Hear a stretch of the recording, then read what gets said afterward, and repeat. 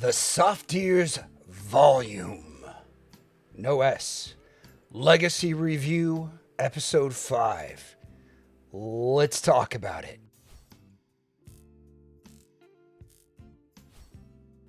Now, this is a single DD 2BA IM from a Chinese company called Softears. They do some pretty good stuff. But the question we're going to ask ourselves is this IM legendary? Is this IM noteworthy? Last week we got what looks to be our first failure in the Tantium, or what many people thinking it was too new. But is this IM, that's about 3 years old, is it legendary? Well, let's get into it. Cable only comes with 3.5 millimeter connection, so that's kind of a disappointment for some.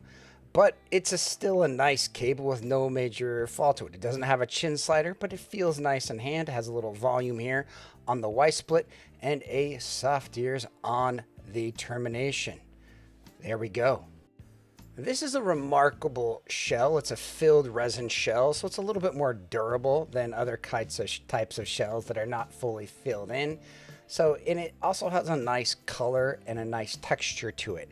It isolates well, but it's also comfortable with nice contours you can see on the left-hand side here. It fits ear tips. It's one of the better shells out there, and like if someone, I would definitely rate it at a very comfortable, cozy, universal style shell. And it doesn't lose ear tips, has a nice metal faceplate, and overall, really nice, solid IEM. All right, so let's talk about the legendary proof of this IEM. First of all, Critical did review this, and it was actually just a few months ago, like about a month ago when the Volume S came out. And he said a lot of great things about this IEM, that, it has kind of like a slight mild V, but a really nice tonality and a different texture to it. It's a very nice sounding IEM overall. And, Krin agrees. Now, Timmy, this is old Timmy with crazy hair, but Timmy said a lot of good things on it. He was a little bit mid on it and gave it a B-. He said it was well-tuned but pleasant. Mark from Super Reviews said that it was bright, fun, and neutral. Now, I did listen to Zeos's review, and Zeos feels that it just wasn't V enough. And so he's kind of talking about an alleged collab he was going to have with Softears, and I don't think Softears has done a collab yet with anyone. So, his take on it was a little bit interesting, but overall it was positive, and that had a lot of great things going on with it. So this has nice bass, has a little bit of upper treble, like right around that kind of 4 to 6K region. It's kind of a little bit sparkly and detailed, but it has a nice shell and an overall beautiful presentation, and I feel it's a nice hi-fi, well-made IEM that does have relevancy in today's market. I actually reviewed this IEM. I'm going to include my review of this at the end of this video for anyone that wants to check out the old review. But let's keep going on and look at some graphs and then make some conclusion. All right, so the Softears Volume is a nice set. Like it has a little bit of energy over here in this upper air region, kind of like from about 3 to 4K, like just a little bit more than I might like. Has a little bit of a lean, more flat bass, but it's actually a really nice, good sounding IEM, especially at its price point. If we compare this to something like the Volume S, and I think the Volume S is a better set, but if you look at it here, like it has a lot more neutered, like this presence region, which I think makes it a little bit more agreeable to people, but I don't think everybody's going to like the Volume S better than the Volume. I think they're both pretty good sets, and a lot of it comes down to tonality, preference, and how it sits in your ear. But I do think the Volume is still a really good set, but the Volume S, to me, might be the IEM of the year for 2025. All right, so if you look at the Volume versus the Studio 4, a similar tonality. I think the Studio 4 has a little bit better like detail and air.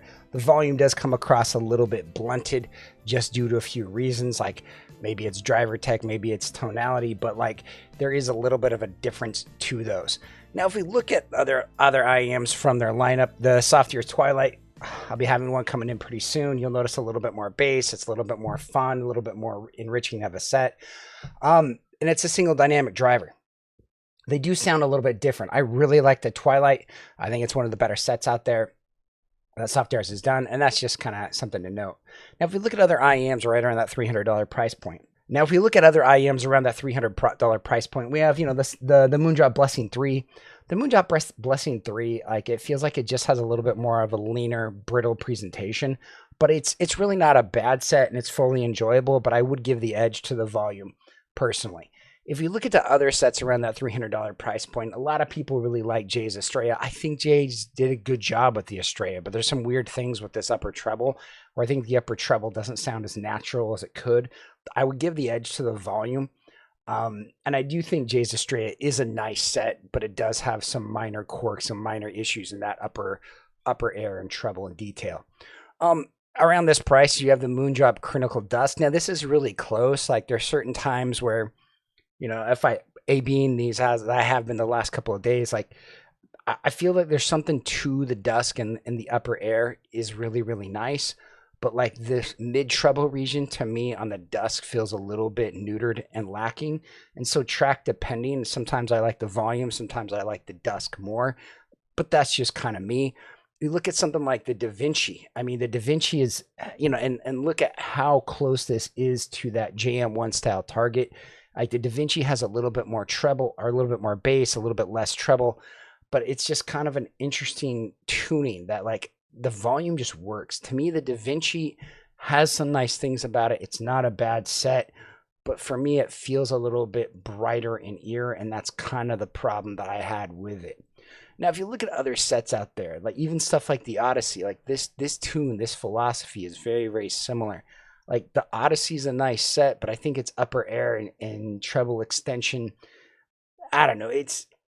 I would give the edge to the Odyssey, but the volume is still really good and still has a similar tonality to that, which is also really impressive in its own right. For me, like there are IEMs that are newer that beat it. Something like the Binary Gazzadio Chopin. Like the Chopin is just a really nice set, and I really appreciate that set. And I think that's kind of the way to go if I were to recommend a set around 200. Fit and comfort, it might be an issue. And there are other sets that people like. But like if you look at the KE4, which is considered to be the darling of the meta content, what do you notice? A little bit more bass with the KE4, but less treble. And so like they have different kind of swapping tonalities that you may or may not like. Another one I wanted to talk about real quick is the Performer 7. Like the Performer 7 to me is a benchmark, but it's not a benchmark for everybody. And you'll notice like it just has a little bit less treble, but a little bit more bass, a lot more upper air extension.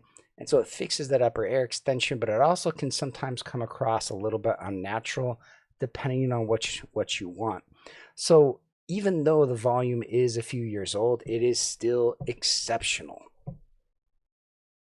The Softears volume, a legendary set if I've ever heard it.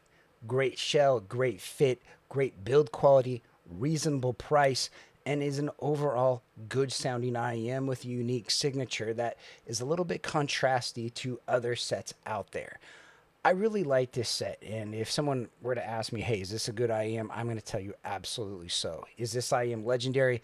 I think so, but I also think it's debatable depending on what your definition of legendary is. For me, it's over a year old. It's something that people still talk about, people still think about. So oftentimes in this hobby, we have a headphone or an IEM, and then a year later, they do a rebrand of it. Note the Oracle 2 to the Oracle 3. It was like 16 months, something like that. Like if you get the headphone 2 versus the headphone 2 GT, that was like about a year between they did a new model with a new tuning. It's a very interesting hobby, where they are always slightly tuning for the next batch and doing things.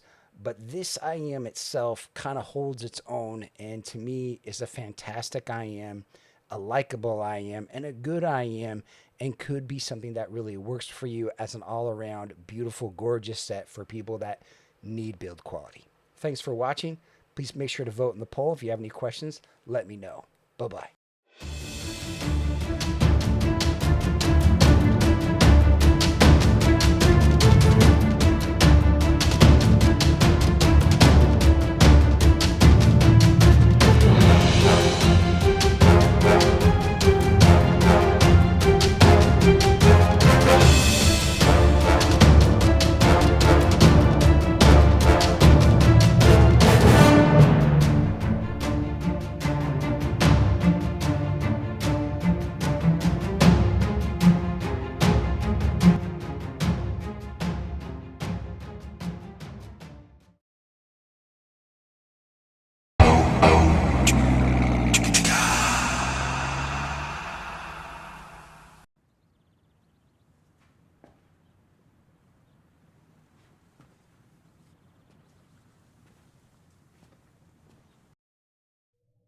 You're still here.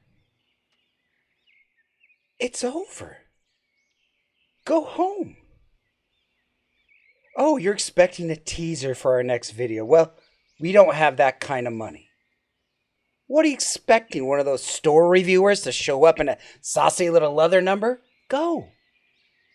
Oh, I can tell you one thing. We are going to have a collab video. We have no idea what it's going to be. Probably Kryn, maybe Chris, or Joyce. Don't deny it. She's got range. Go. Get out of here. Go. Go! Go. Go on with you!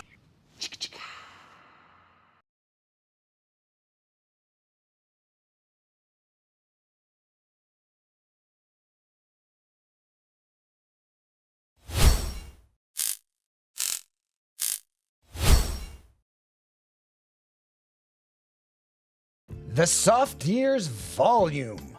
Let's talk about it. Now, this is an older release that came out right around January 2022. This is a loan sent to me by a fellow reviewer, Mark from Super Reviews, and I wanted to thank him for sending this out and allowing me to enjoy his collection. It's really kind of him. Sometimes I share with other reviewers. Let's get into this IM and talk about it. It is a single dynamic 2BA IEM. Let's look at the build quality. Now, the volume is in the middle, and to the left is the Magic one, and to the right is the Dusk, the new one. And you'll notice that it is kind of an interesting shell. The shell's a little bit wider. It does have that nice little wing. It has a flat nozzle, which is something to note. You can see through this green nozzle, which is great. But, you know, a lot of these guys don't have it. It does remind me a lot of the Dusk. It does have a recessed 2-pin connector, which I think is part of the reason why you get the extra length on this. You know, it's not a bad shell, but it is a little bit taller than some. I mean, you can kind of tell the difference between these. And again, just something to be careful of, something to note. But it's not a bad shell. I think it's actually really comfortable, and I have no problems with it. Its nozzle size is appropriate, and it just doesn't really have any problems. I think it's beautiful. I think it's unique, and I kind of like the transparent green nature of this IEM. The cable is nice and supple. It's a 3.5 pin connector. It doesn't really have a chin slider. This is kind of a third-party mod that's been added on. Again, it has the recessed 2-pin cable connectors. It's a nice, beautiful black cable. It does have a little right red hook pin. As far as identification for cables, I find it really nice. Now, how does this sound? This does kind of have a nice sound signature to it. Nice upper mids, nice bass, overall good tonality, and it graphs very, very well, and it has a good overall spacious, lovely sound. How does this differ from the other IEMs in this price point? Well, let's get into it. It does have a very interesting tune, and I wanted to kind of show multiple IEMs to you guys here right now in our graph section. All right, let's start by looking at the graph. You'll notice you have good channel matching on this unit. You'll notice it has a little bit lower bass than I might normally like, which isn't always necessarily the worst thing. It does have kind of sparkly, Harmon-esque upper mids, but let's take a look at a few others. Now that we think about it, it looks like a Harmon IM. I'm actually going to improv right here, and I wanted to look at the SimGot EM10. Now, as we look at the EM10, you'll notice it has a lot more bass, a lot more upper mids region, and it does look a little bit different. It does have a good increased air for me, and I personally like the SimGot EM10 a great deal, despite it having a little bit too airy upper mids for my liking. But I think it's a really good set, despite it being kind of Harmon-esque and a little bit unoriginal for some. Let's look at a few others. I wanted to talk about the Softears IEMs that I've reviewed, because I always like reviewing other IEMs and talking about other IEMs that they're next to. You'll notice this is the volume. Now, the volume I think has, has a little bit better bass than the Twilight, but I didn't really find the Twilight to be terrible. It actually has really good upper mids and sounds really quite amazing overall.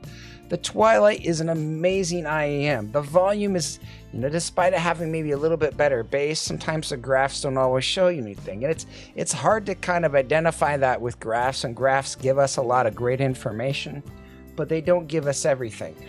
I think, if you want to just talk a pure graph standpoint, yeah, the volume could be a little bit better than the Twilight, but the Twilight, it's an amazing IEM, and it's easily endgame for a lot of people. And I did a review of the Twilight not too long ago, and it really stands up nowadays.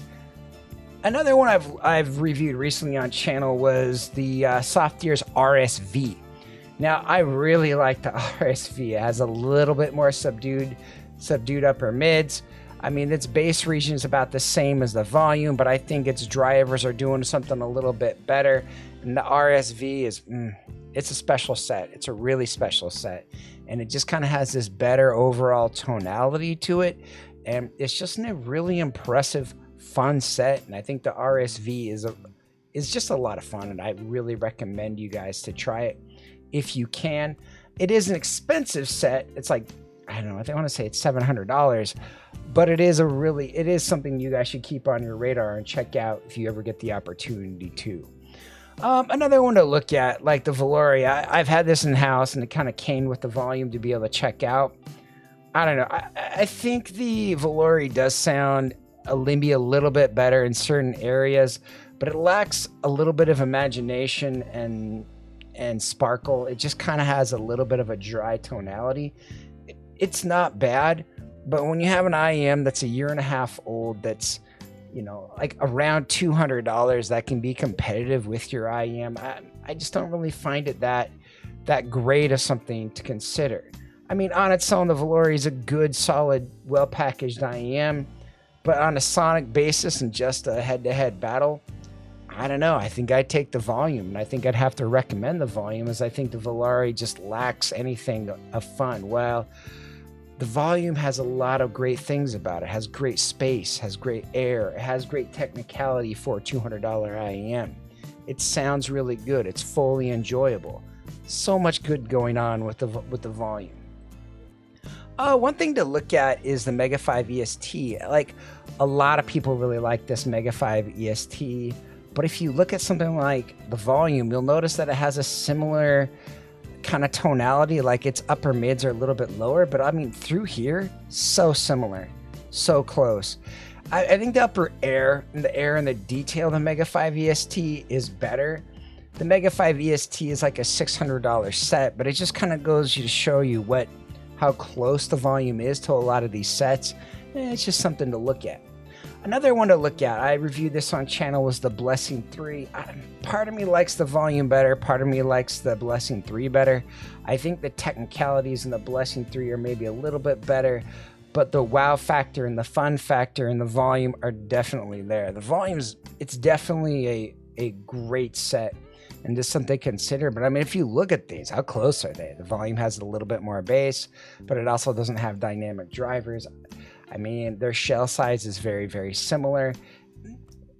It could go either way, but it just shows you that there's a lot of tone out, like there's a lot of IEMs that are similar in graphs. And that's something to remember, that like you dial down fit, a lot of these IEMs have such a similar tonality that you could go with a lot of ones that are quote unquote good. There's a kind of a tuning philosophy that was done for a while, and now I think there's a new tuning philosophy, and we'll talk a little bit about that here in a moment. A few others I wanted to look at, like let's say you're just trying to go budget the Hexa. The Hexa has some of the best treble. It's not really as fun as the volume. It doesn't have as good of a fit as the volume. Again, my wish for the Hexa 2, if they could do a little bit better of a shell, maybe a little bit more bass, but it's a solid little IEM for its price, all things considering. Another one to look at is maybe the Moondrop Aria 2. I mean, this has a very similar tonality to the volume. I don't want to say that it's better. Like the volume has this kind of wow factor, this amazing funness to it, and it has this sense of space and air around you that the Aria doesn't, and that's kind of what I'm trying to say. Like, there's good details, there's good resolutions in the volume that you don't get out of some of these other IAMs. I mean, the volume's not perfect, but it does a lot of great things, especially from a technical standpoint. I mean, another one to look at. I mean, look at the dusk. Look how close the volume and the dusk are. They basically have that similar tonality. And, you know, it's just something to be like, okay, yeah, I see it. You know, there's a lot of similarities between these two IEMs. Another one to look at, kind of the new darling of the, you know, the audio land is kind of the Dunu DaVinci. I mean, these are right around the same price. I saw the volume for $220 on sale recently. I mean, the Dunu DaVinci, it hasn't gone on sale that I know of, but you'll be seeing a few on the used market. Like I saw one the other day for $225. And so, I mean, they're pretty comparable in price. You have to remember, like usually it's about a 30% discount on a lot of things. But the Dunu DaVinci has a little bit better bass. It's a little bit more even upper mids, a little bit increased treble. They're close. They're in the same ballpark. And the graphs kind of indicate that. But I think the Dunu DaVinci definitely gets my vote and definitely like is something I personally would rather consider. And that sounds more neutral and a little bit fun to me. And that's something to go for.